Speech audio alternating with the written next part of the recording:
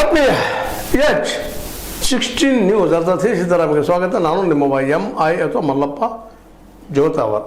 ಆತ್ಮೀಯರೇ, ನಮ್ಮ ಉದಯನಿಧಿ ಸ್ಟಾಲಿನ್ ಉಪಮುಖ್ಯಮಂತ್ರಿ ತಮಿಳುನಾಡಿನ ಒಂದಿಷ್ಟು ಮಾತುಗಳನ್ನ ಆಡಿದರು. ತಮ್ಮ DMK ದೃಢ ಮುನ್ನೇತ್ರ ಕಜಗಂ ಸ್ಥಾಪನೆಗೆ ಕಾರಣವಾದಂಥವರು EV ರಾಮಸ್ವಾಮಿ ಅಯ್ಯಂಗಾರ್ ಅಥವಾ ಪೆರಿಯಾರ್ ವಿಚಾರಧಾರೆಯನ್ನು ಕಟ್ಟಿದಂಥ ಪಾರ್ಟಿ ಅದು. ವಿಶೇಷವಾಗಿ ಸನಾತನ ಧರ್ಮದ ನೆಲೆಗಟ್ಟಿನಲ್ಲೇ ಅನೇಕ ಪುರಾಣ ಪುಣ್ಯ ಕಥೆಗಳ ಒಂದು ವಿರೋಧವಾಗಿ ರಾಮ ಸೀತಾ ಇವರ ವಿರೋಧವಾಗಿ ಮಾತನಾಡ್ತಿಂಥ ವಿಚಾರಧಾರೆ ಹಾಕ್ತಿರುವಂಥ ವೈಚಾರಿಕ ವ್ಯಕ್ತಿ ಆಗಿದ್ದಂತಹ ಪೆರಿಯಾರ್ ನೆಲೆಗಟ್ಟಿನಲ್ಲೇ ಈ ಸ್ಥಾಪನೆಯಾಗಿ ಇಲ್ಲಿ ಜಾತಿ ವ್ಯವಸ್ಥೆ, ಇಲ್ಲಿಯ ಮೇಲು ಕೀಳು ವ್ಯವಸ್ಥೆ ಇವೆಲ್ಲದರ ವಿರೋಧವಾಗಿ ಪ್ರತಿಭಟನಾ ರೂಪವಾಗಿ ಸ್ಥಾಪನೆಯಾದಂಥದ್ದು DMK. ಹೀಗಾಗಿ DMK ಒಂದು ತರಗಾರದ ಸಿದ್ಧಾಂತದ ನಾವು ಇವತ್ತು ವೈಚಾರಿಕ ಅನ್ಬೋದು, ಇನ್ನೊಬ್ಬರದು ಇಲ್ಲಪ್ಪ ಇನ್ನೊಂದು ಧರ್ಮದ ಬಗ್ಗೆ ಕೆಟ್ಟದಾಗಿ ಮಾತಾಡುವಂಥ ದ್ವೇಷ ಅಂತೂ ಅನ್ಬೋದು, ಇಲ್ಲ ಅಂತಲ್ಲ. ಈಗ ಹೈಕೋರ್ಟ್ ಅದೇ ನೆಲೆಯಲ್ಲಿ ಒಂದಿಷ್ಟು ಮಾತುಗಳನ್ನ ಆಡಿದ. ಈ ಉದಯನಿಧಿ ಸ್ಟಾಲಿನ್ ಇದ್ದಂಥವ್ರು ಆ ಸಂದರ್ಭದಲ್ಲಿ ಮಾತಾಡಿದರು, ಇದೇನಪ್ಪ ಸನಾತನ ಧರ್ಮವನ್ನು ಏನಪ್ಪ ಮಲೇರಿಯಾ ಮತ್ತು ಡೆಂಗಿ ಅಂತ ಕಾಯಿಲೆಗಳಿಗೆ ಹೋಲಿಸಿದ್ದರಲ್ಲದೆ ಸನಾತನ ಧರ್ಮವನ್ನು ನಿರ್ಮೂಲನೆ ಮಾಡಬೇಕೆಂದು ಕರೆ ನೀಡಿದರು.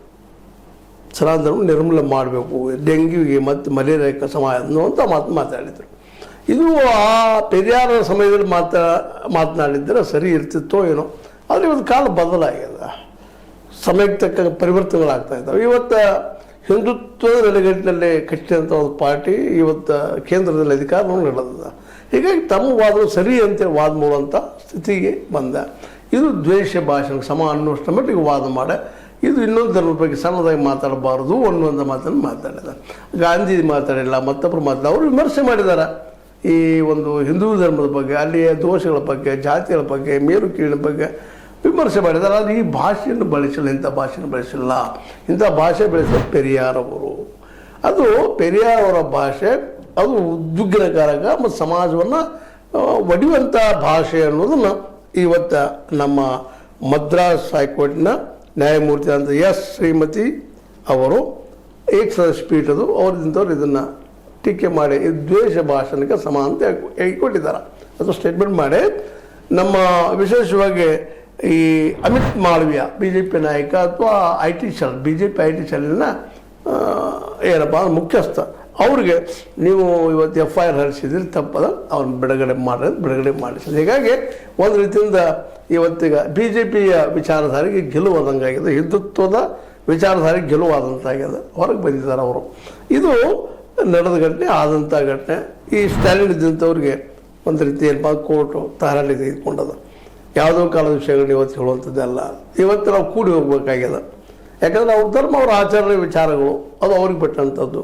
ನೀವು ಅದನ್ನು ವಿಮರ್ಶೆ ಮಾಡಿರಿ, ಆದರೆ ದ್ವೇಷ ಹುಟ್ಟಿಸಿ ಎರಡು ಸಮುದಾಯ ನಡುವೆ ಕಿಚ್ಚಚ್ಚೋದು ಕೆಲಸ ಆಗಬಾರ್ದು ಅಂತ ಎರಡು ಕಡೆಗೆ ಒಂದು ರೀತಿಯಿಂದ ಇದು ಯಾರು ಇವನ್ನು ಸನಾತನಿಗಳಿಗೆ ಸಹಿಸಿದ್ದು ಎಚ್ಚರಿಕೆ ಕೊಡುವಂಥ ಮಾತನ್ನ ನೀವು ನಿಮ್ಮ ಧರ್ಮದ ಬಗ್ಗೆ ಬೇಕಾದ ಮಾತಾಡ್ಕೊಳ್ರಿ, ಅದು ಇನ್ನೊಂದು ಧರ್ಮದ ಬಗ್ಗೆ ಸಣ್ಣದಾಗಿ ಮಾತಾಡುವಂಥ ಅವಶ್ಯಕತೆ ಇಲ್ಲ ಅಂತೇಳಿ ಅವ್ರಿಗೂ ಇದು ಎಚ್ಚರಿಕೆ ಕೊಟ್ಟಂಥದ್ದು ಅಂತ.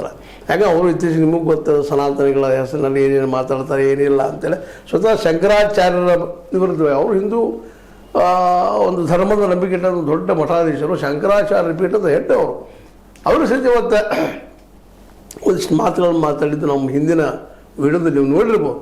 ಯಾಕಂತಂದ್ರೆ ಇದು ತಪ್ಪ, ಇದು ದ್ವೇಷ ಭಾಷಣ ಅನ್ನುವಂಥದ್ದು. ಯಾವುದೇ ಧರ್ಮವನ್ನು ಟೀಕೆ ಮಾಡೋದು ತಪ್ಪದು.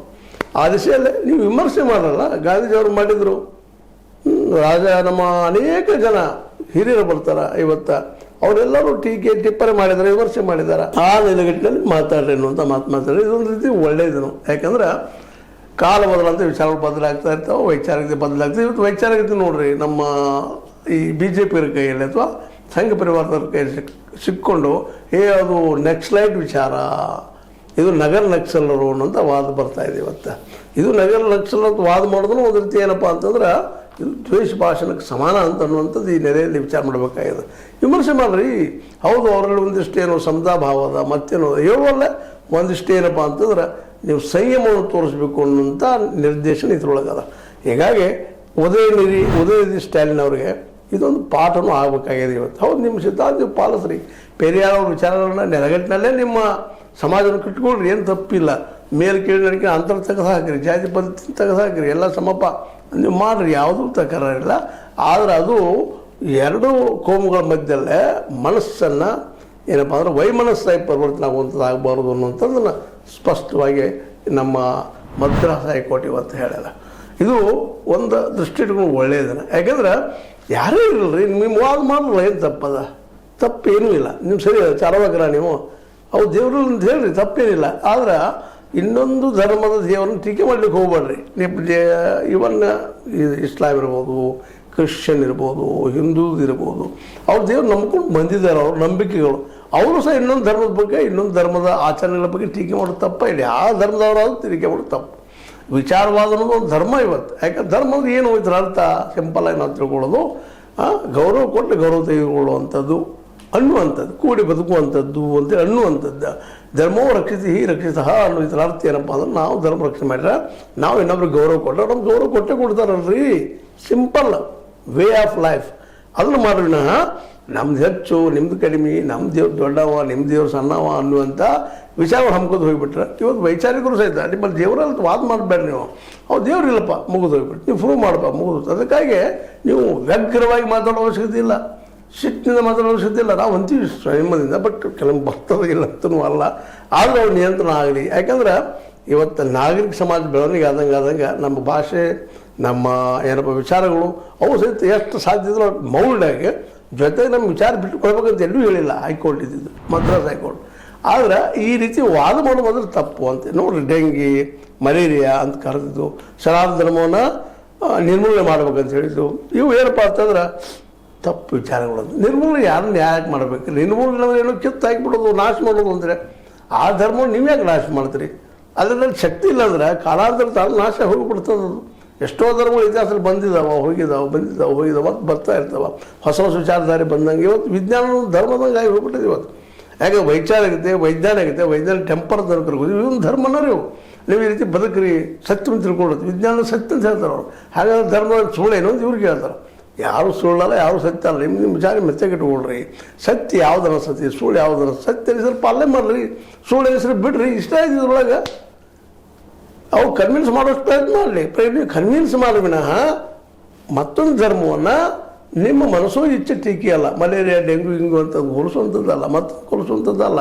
ಇನ್ನೂ ಕನಿಷ್ಠ ಮಾತಾಡೋದು ಭಾಷೆ ನಾವು ನೋಡಿದ್ದೀವಿ, ಅದಲ್ಲ. ಈಗ ನೋಡ್ರಿ, ದ್ರವಿಡರು ಇಲ್ಲಿಯ ಏನಪ್ಪ 3 ಜನಕ್ಕೆ ಆರ್ಯರಿಗೆ ಏನಪ್ಪ ಅಂತಂದ್ರೆ ರಾಕ್ಷಸರಾಗಿ ಮತ್ತೇನೋ ಆಗಿ ಕಂಡಿದ್ದಾರೆ. ಅದನ್ನ ಇವತ್ತು ಈ ವಿಷಯ ಇಟ್ಕೊಂಡು ಇವ್ರಿಗೆ ಮತ್ತು ನೀವು ದೆವ್ವ ಭೂತ ಅನ್ನೋಕ್ಕಿಂತಲೂ ಅಲ್ಲಿ ಹೋದ ಇತಿಹಾಸ ಏನೋ ಆಗ್ಯದ, ಅದು ಟೀಕೆ ಮಾಡೋಕ್ಕಿಂತ ತಿಳ್ಕೊಳ್ಳೋದ್ರಿಂದ ಅದನ್ನು ಚರ್ಚೆ ಮಾಡಲಾರ್ದ ನಾವು ನಮ್ಮ ಬದುಕನ್ನು ಅವ್ರ ಇವ್ರು ಹೇಳೋದು ಸರಿ ಇದ್ರು, ಇವ್ರು ಹೇಳೋದು ಸರಿ ಇದ್ರು, ಅದ್ರಿಗೆ ಯಾವ್ದು ನಿಮಗೆ ಸರಿ ಅನಿಸೋದು ಪಾಲನೆ ಮಾಡುವಂಥದ್ದು. ಯಾಕಂದರೆ ಬೌದ್ಧ ಧರ್ಮ ಇರಲಿ, ಕ್ರಿಶ್ಚಿಯನ್ ಧರ್ಮ ಇರಲಿ, ಹಿಂದೂ ಧರ್ಮ ಇರಲಿ, ಅದೇ ಕಾಲಕ್ಕೆ ಜಗತ್ತಿನ ಅನೇಕ ಶ್ರೇಷ್ಠ ಧರ್ಮಗಳಿರಲಿ, ಅವೆಲ್ಲ ಧರ್ಮಗಳು ಒಬ್ಬರನ್ನೊಬ್ಬರನ್ನ ದೇಶಕ್ಕೆ ತಗೊಳ್ಳೋದಕ್ಕೆ ತಯಾರಾಗಿಲ್ಲ. ಅವು 3 ದೇಶ ಹಂಗಿಲ್ಲ. ಅವು ಅದ್ರ 3 ದೇಶ ಎಲ್ಲರೂ ಕೂಡಿ ಬದುಕಲಿ. ನಮ್ಮ ಧರ್ಮ ಪ್ರಾಮಾಣಿಕತೆ ಕಲಿಸೋದು. ಯಾವ ಧರ್ಮ ತುಡುಗು ಮಾಡಪ್ಪ, ಕಳ್ಳತನ ಮಾಡಪ್ಪ, ಮತ್ತೆ ಮನೆ ತಲೆ ಒಳಗೆ ದುಡ್ಡು ತೊಗೊಂಬಳಪ್ಪ, ಮತ್ತೆ ಮಾಡೋ ಕಿಸೆಗಳತನ ಮಾಡೋದು ಯಾವ ಧರ್ಮವೂ ಹೇಳೋದಿಲ್ಲ. ಅದಕ್ಕಾಗಿ ನಾವು ಅನಗತ್ಯವಾಗಿ ಇನ್ನೊಂದು ಧರ್ಮದ ಬಗ್ಗೆ ಸಣ್ಣದಾಗಿ ಮಾತಾಡೋಕ್ಕಿಂತಲೂ ಪೆರಿಯಾರ್ ಅವರು ಹೇಳೋದು ರಭಸಿರಬಹುದು ಆಗುತ್ತೆ, ಇಲ್ಲ ಅಂತಲ್ಲ. ಆದರೆ ಇವತ್ತಿನ ಸ್ಥಿತಿಯೊಳಗೆ ಅದು ದ್ವೇಷ ಭಾಷಣ ಆಗ 2 ಸಮುದಾಯ ಮಧ್ಯದಲ್ಲೇ ತಿಕ್ಕಾಟ ಹಚ್ಚೋದು ಕಾರಣ ಆಗ್ತದೆ. ಅದಕ್ಕಾಗಿ ಅದು ಬಿಟ್ಟು ನೀವು ವೈಚಾರಿಕವಾಗಿ ನಂಬ್ತಿರಲ್ಲ, ನಂಬ್ರಿ, ನೀವು ಪಾಲನೆ ಮಾಡ್ಕೊಡ್ರಿ ಅದನ್ನು. ಬಟ್ ಸಾರ್ವಜನಿಕವಾಗಿ ಇನ್ನೊಂದು ಧರ್ಮದ ಬಗ್ಗೆ ಮಾತಾಡಬೇಡ ಅನ್ನೋ ಉದ್ದೇಶ ನಮ್ಮ ಹೈಕೋರ್ಟ್, ಮದ್ರಾಸ್ ಹೈಕೋರ್ಟ್ ವಿಚಾರ ಆಗಿದೆ ಅಂತ ಹೇಳ್ತಾ, ಇದು ನೀವು ಲೈಕ್ ಆಗಿರ್ಬೋದು, ಲೈಕ್ ಮಾಡಿ, ಶೇರ್ ಮಾಡಿ, ಕಾಮೆಂಟ್ ಮಾಡಿ, ಸಬ್ಸ್ಕ್ರೈಬ್ ಮಾಡಿ. 16 ನ್ಯೂಸ್ ಅರ್ಥ ಅತ್ಯಂತ ಸತ್ಯ ಕೈಗಳಲ್ಲಿ ವಂದನೆಗಳು.